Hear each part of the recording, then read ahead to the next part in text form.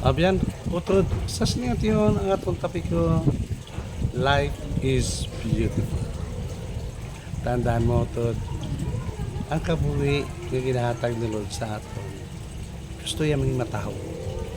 Yung matawhay. Kami sa John 10:10 nagsinig sa word, I have come to give you life and life full of blessing, full of joy, and full of happiness. Gusto niya ang kabuhi mo maging malipayon. Gani hindi magtutok sa mga kasakit ng eksperyensyahan mo, sa mga failure ng eksperyensyahan mo, sa mga kabudlayan. Hindi ka na magpabilin because life is beautiful. Magmabuon ikaw kay may ginaaman si Lord sa kabuhi mo. Isa ka matahong, isa ka malipayon, isa ka mga bagay na makasanay ka, life is beautiful. Tandaan mo ang plano ng Lord sa imo sa Jeremiah 29:11 niya, I know the plans I have for you.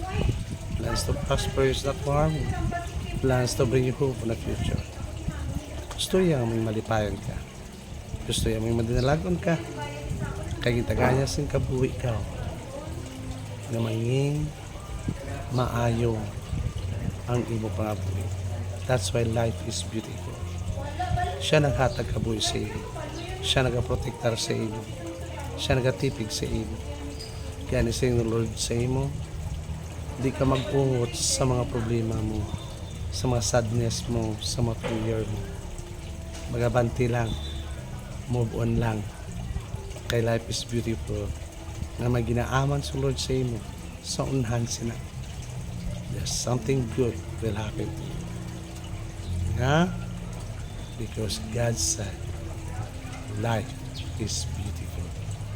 Tandaan mo, Tod, anak ka sa Diyos. Palangga ka ni Jesus. Amen. Amen.